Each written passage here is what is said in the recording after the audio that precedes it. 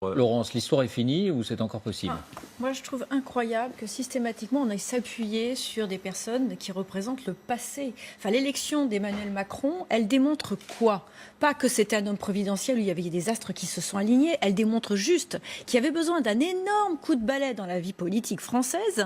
Et on est une fois de plus en train d'aller chercher des gens qui ont construit justement ce besoin de coup de balai, ce besoin de se débarrasser de cette vieille façon de faire de la politique, qui, je le rappelle, est une façon d'écraser toute personne un peu brillante qui existe dans les partis, puisque c'est comme ça qu'on a tué la politique. Quand on parle des primaires, oui, effectivement, il a été balayé. Et les primaires, en réalité, c'est la première des gangrènes de la vie politique dans un pays. Parce que avant même que le premier tour des élections présidentielles n'ait eu lieu, on balaye à gauche puis à droite des candidats qui auraient la possibilité de gagner. Parce que qu'est-ce qui se passe? On va pas refaire les débats des primaires. Mais oui, mais qu'est-ce qui se passe dans ces élections aux primaires en réalité? Eh ben, les gens de gauche vont voter pour le candidat de la droite qui les dérangera le moins.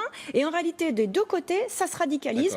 Et finalement, on a Emmanuel Macron au final. Donc en réalité, la politique s'est tuée toute seule. On a fait émerger Emmanuel Macron. Alors aller chercher chez ces anciens hommes politiques qui ont construit le populisme, eh ben, je trouve que c'est un danger. En tout cas, si les sympathisants LR